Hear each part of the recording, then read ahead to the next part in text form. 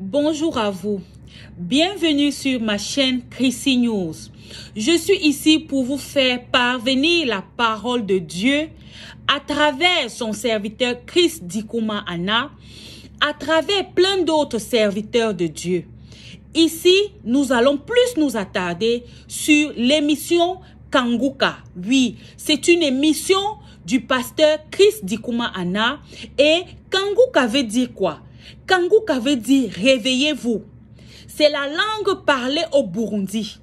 Désormais sur cette chaîne Chrissy News, installez-vous bien parce que nous allons vibrer au rythme de Jésus-Christ de Nazareth. Nous allons danser au son du Saint-Esprit. Nous allons vibrer. Nous allons nous réjouir avec les chérubins, les séraphins, les principautés, pour ne citer que cela. Installez-vous bien, nous allons bientôt décoller.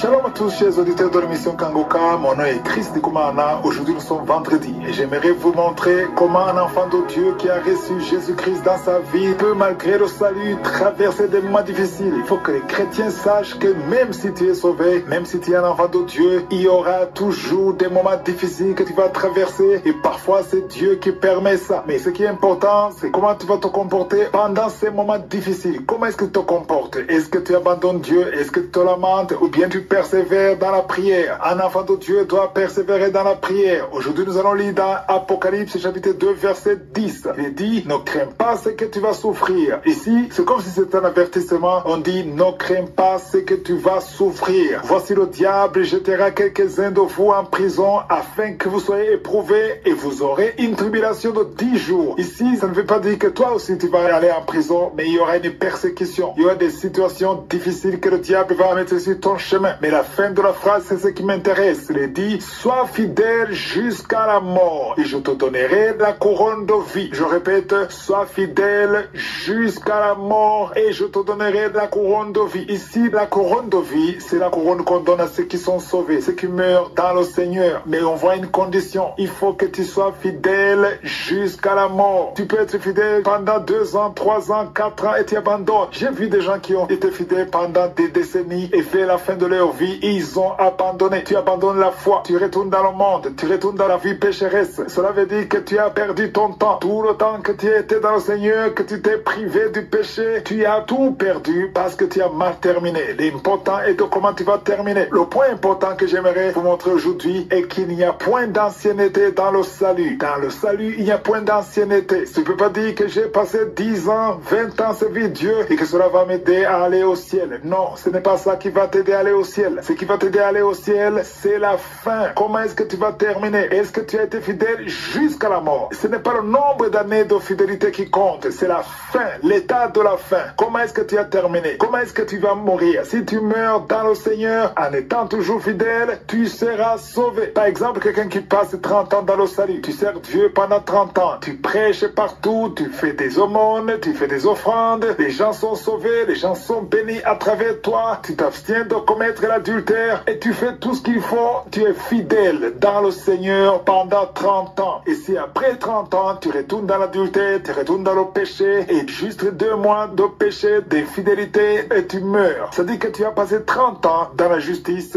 dans la fidélité, mais tu as passé les 2 derniers mois dans le monde, dans le péché. Tous ces 30 ans ne t'ont servi à rien. Tu ne seras pas sauvé parce que tu as passé 30 ans dans la fidélité. Ce qui est important, c'est de terminer dans le Seigneur. La parole de Dieu dit, mieux vaut la fin d'une chose que son commencement. Tu as peut-être bien commencé, mais tu as mal terminé. Ce qui est important est de savoir comment tu vas terminer. Prie pour avoir une bonne fin. Prie pour rester dans la fidélité. Ici, je m'adresse à ceux qui sont déjà dans le Seigneur. Mais toi qui m'écoutes, qui n'as pas encore accepté Jésus, tu as intérêt à accepter Jésus dans ta vie. Parce que si tu meurs dans tes péchés, tu vas rater le ciel, tu iras dans la gêne, tu iras là où tu vas souffrir. Et la parole de Dieu dit que tu vas regretter. C'est Jésus lui-même qui a dit que beaucoup de de gens vont regretter, ils vont graisser des dents, ils vont se demander pourquoi est-ce que je n'ai pas pris la décision. Toi qui m'écoutes, il ne faut pas qu'après la mort, tu te dises pourquoi est-ce que je n'ai pas écouté. Tu entends ce message souvent. Il y a ceux qui m'écoutent qui entendent ce message très souvent. Si tu entends ça, c'est que le Saint-Esprit a permis que tu écoutes ça. Le Saint-Esprit veut t'appeler. Il veut que tu te décides d'accepter Jésus, de te repentir. C'est ça la chose la plus importante dans ta vie. Tout ce que tu as fait dans la vie, tu as peut-être écrit des livres, tu as peut-être fait beaucoup d'œuvres. Tout ça est rien si tu n'acceptes pas Jésus. Et tu ne pourras pas le faire seul. Tu as besoin de l'assistance du Saint-Esprit. C'est le Saint-Esprit qui te donnera la force de pouvoir persévérer, de pouvoir accepter Jésus, de pouvoir marcher dans la bonne voie et surtout de pouvoir abandonner le péché. À toute personne qui m'écoute, qui n'a pas encore reçu Jésus dans sa vie, je veux que tu saches que ce que je te dis, ce n'est pas une religion. Je ne t'appelle pas à être dans une religion, je t'appelle à accepter Jésus, à te repentir et à suivre la direction du Saint-Esprit. Ce n'est pas la religion qui sauve, mais c'est le sang de Jésus qui purifie tes péchés. Vous qui cohabitez ensemble, des hommes qui couchent avec des hommes, des femmes qui couchent avec des femmes, si vous mourrez dans cet état, vous irez en enfer. C'est ce que la parole de Dieu dit. Le seul moyen d'être sauvé, c'est d'accepter Jésus. Tu ne peux pas continuer à faire ce que tu veux, tout ce que la chair te demande. Tu es dans l'ivrognerie, tu es dans la sorcellerie, tu es dans la fornication, dans l'adultère, et tu crois que tu iras au ciel parce que tu vas à l'église. Ça ne marche pas comme ça. Ce n'est pas l'église qui sauve, c'est Jésus qui sauve. C'est le sang de Jésus qui sauve. Les enfants que tu tues par avortement, c'est un péché devant Dieu. La haine, la jalousie, même si tu vis dans la droiture par ton caractère, tu as besoin d'être purifié par le sang de Jésus. Il suffit de prendre la décision aujourd'hui et Jésus vient dans ta vie. Mets-toi à genoux, appelle Jésus et répands-toi. Si tu veux l'assistance d'un serviteur de Dieu, tu peux appeler au plus 257 76 57 79 65.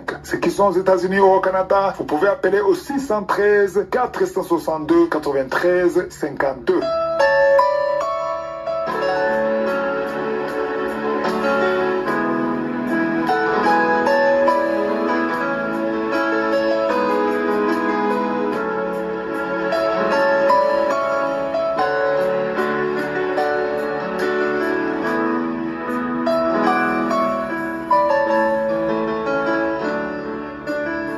Maintenant, dans le moment consacré à l'enseignement, nous continuons avec l'enseignement que j'ai intitulé Pourquoi jeûner? Un enseignement que nous avons commencé le 24 juin. Si tu es nouveau dans l'émission Kangoka, ça serait mieux que tu visites la section des archives afin d'écouter l'enseignement dès le début. Nous sommes en train d'apprendre sur le jeûne. Nous avons déjà appris pas mal de choses. À tous ceux qui ont suivi cet enseignement, je suis revenu sur l'histoire de Daniel dans le chapitre 9. Et je vous ai montré la différence de la prière de Daniel au chapitre 9 et le chapitre 10. Au chapitre 9, il s'agissait d'une bonne nouvelle. C'était le moment de la délivrance. Même si c'était une bonne nouvelle, Daniel a compris qu'il fallait prier et jeûner pour que Dieu accomplisse ce qu'il a promis. Peu importe la promesse que Dieu a sur toi, tu as besoin de prier pour que cette promesse soit réalisée. Mais il y a des promesses qui nécessitent le jeûne. Quand on parle de jeûner, ça dit qu'il y a des situations qui sont difficiles qu'on ne peut pas résoudre par une simple prière. Voilà pourquoi Daniel a jeûné au chapitre 9. Mais au chapitre 10, il s'agit d'un problème, il s'agit de moments difficiles et jeûner pour que Dieu intervienne ou donne une parole. Et aujourd'hui, j'aimerais qu'on lise dans Daniel 10, mais nous allons continuer à parler de ce chapitre lundi de la semaine prochaine. Au chapitre 10, lisons le verset 12. On nous montre l'apparition de l'ange qui donne le message. Ça a pris 21 jours de prière et de jeûne pour que la réponse de Dieu puisse arriver. Au verset 12, c'est l'ange qui lui parle. L'ange lui dit, Daniel, ne crains rien. Car dès le premier jour où tu as eu à cœur de comprendre et de t'humilier devant ton Dieu, tes paroles ont été entendues et c'est à cause de tes paroles que je viens. Ici, il y a une chose qui est très intéressante. Ici, on nous dit que l'ange dit à Daniel que Dieu a entendu ses prières dès le premier jour où il a eu à cœur de comprendre et de s'humilier devant Dieu. Ici, l'ange ne dit pas que Dieu a entendu ses paroles dès le premier jour où il a parlé. Non, l'ange lui dit que Dieu a entendu les paroles de Daniel dès le premier jour où il a eu à cœur de comprendre et de s'humilier. C'est ça qui est très intéressant ici. C'est comme si tu décides de jeûner pendant 3 jours ou une semaine. Tu prends la ferme décision de t'approcher de Dieu dans la prière, de t'enfermer dans ta chambre. Tu n'as pas encore fait ça. C'est juste une décision. C'est juste une conviction dans ton cœur. À partir de ce moment, Dieu entend les paroles que tu diras dans la prière. Ça dit que Dieu n'attendra pas que tu sois dans la prière pour entendre ou écouter. Non, Dieu